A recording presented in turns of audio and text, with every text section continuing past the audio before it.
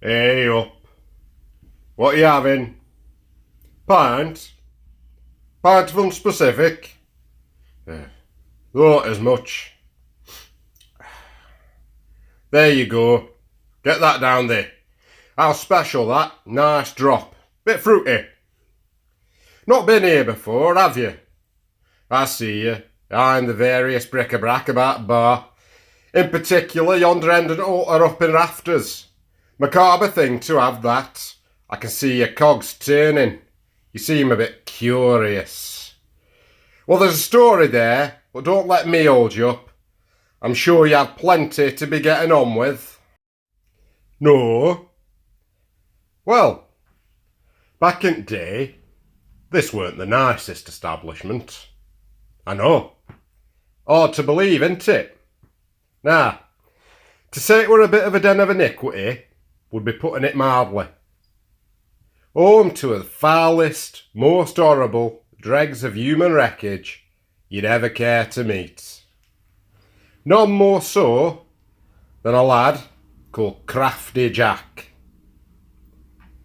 Jack had been a chosen man of the 95th Rifle Brigade, the Green Jackets, fighting the wars against Emperor Boney. What do you mean, who's Emperor Boney? Napoleon Bonaparte. They teach you out in school nowadays. Never seen Sharp? No. Youth of today. Anyway, the 95th were a bit different from your regular men at line. They engaged in guerrilla tactics, picking enemy to pieces before battle had even begun. Had to have your wits about you to be a green jacket, and Jack had more than his fair share. Whatever Jack turned his hand to, be it cards, dice, women or fighting, he was had a knack for coming out on top, even when odds were stacked against him.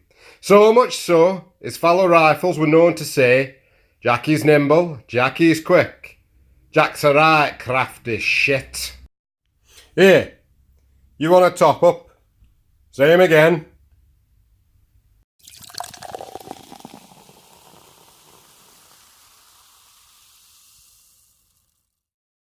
There you go. So where was I? So war finally came to an end. Boney got sent packing to St Helena, and our Jack returned home. Work were in short supply back then for a soldier. Life of conflict has its way of leaving a mark. Credit to Jack, he tried, but cut out for a life at mill, Jack weren't. Wasn't long before he turned his talents to thieving. I'm not talking simple pickpocketing either. The war had taught our Jack a few tricks. So, he got some heads together. Took to lying in wait on the country roads for unsuspecting travellers making the way home. Weren't what you call a dandy highwayman either. He had none of the gallantry. Him and his crew would beat you bloody, rob you blind, and leave you to your fate. Weren't picky either. Didn't matter who you were, what walk of life. They caught you on them roads, they'd have you. After an hard night's robbery, they'd come back here, to this very pub. Landlord at the time were a right crooked bastard, more than happy to fence Jack's wares. For a tidy cut, naturally. Here, you're putting them away. Hope you ain't driving. No? Good. Another?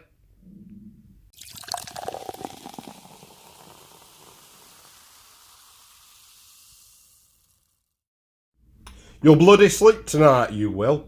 7% that. Probably should have said, but here we are.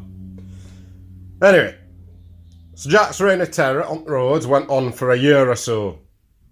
Him and his crew became infamous, earned the name the Lanesman. They were whispered about, in hushed tones. This pleased Jack. He revelled in the fame. Now I know what you're thinking. How could this go on for so long? How hadn't he been arrested? Well, there were no police force back then, and up here, it were particularly wild and woolly. Pretty lawless. Man of Jack's talents could make quite the killing, but with that comes complacency. Nothing tests a man quite like success. Only a matter of time before Jack slipped up and that he did. One night, Jack comes in as usual, big bag of swag slung over his shoulder, gang of ruffians in tow. He hauls the sack onto the bar, orders ale for him and his lads. Landlord obliges, and as he always did, starts going through Jack's pilfered score. Soon becomes apparent to landlord that Jack may be a bitten off more than he can chew. Unlike previous nights where Jack would bring in goods of a somewhat mundane nature, this time there are items of rare quality. Silk handkerchiefs, a fine tricorn hat, gold rings, and a pocket watch. GW engraved on the back. Took the landlord a moment to click. GW. GW. George Wincott, the then town crier. Naff as the law were back then, the top brass had a way of looking after their own. Turn over a few peasants and peddlers, and no one beats an eye. Turn over someone of status, and well, watch as they rain down hell upon ye. Something the landlord was all too aware of. Gone too far this time, Jack, says the landlord. Treason to lay hands on a town crier. They'll be out for your blood next. Jack looks up from his ale. Crooked grin plastering his face. It's name either, our landlord. Ain't none as crafty as me. Me and lads'll be all right. Carry on like this, Jack, and you'll be dancing the hempen jig and wearing a wooden coat come the next full moon. I'd wager my bar upon it. Ha ha ha! That's a worthy bet, our landlord. I'll take your wager. Always fancied I could outdance the devil. Shall we drink on it? And so they did. As it goes, Jack was arrested within the week. Charged with high treason. Sentenced to hang by the neck until dead. Toilets? What do you mean? Oh. Just down there to the left. Can't miss 'em. Don't forget to wash your hands, eh? Must remember to fix that tap in there. Sprays a bit. Oh, tap got you, I see. Well, that's the risk you run when you wear beige trousers. Shows everything. So, Jack's execution day arrives. Landlord's waiting for him outside bar, tankard in hand.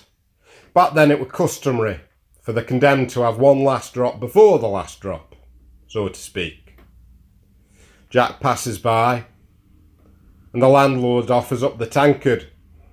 Jack looks down, big grin on his face. Nah, I'm on the wagon. Mind our wager though, landlord. I'll be coming to collect before the moon is fat. I'll be able to drink my fill then. Something in Jack's words gave the landlord pause. But he paid it no mind and watched as the cart rolled up the hill to the scaffold, just where the market square is now.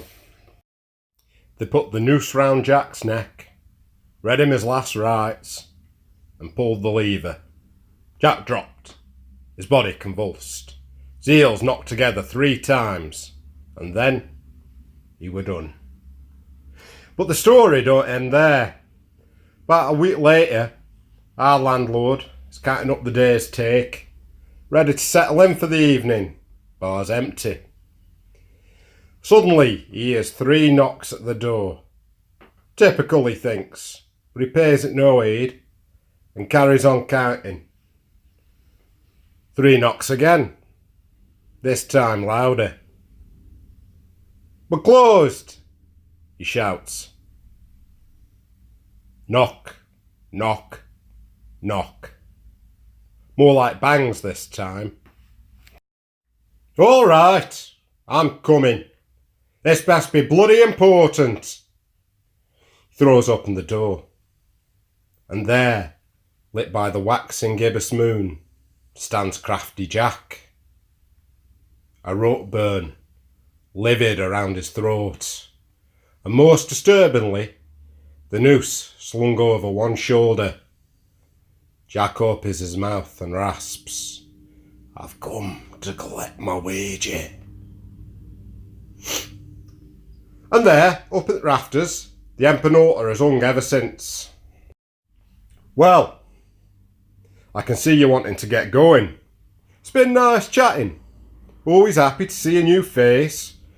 Come again sometime. Maybe bring a mate. If I'm not at the bar, just ring that there bell. Might be changing barrel or cleaning the bogs. You never know.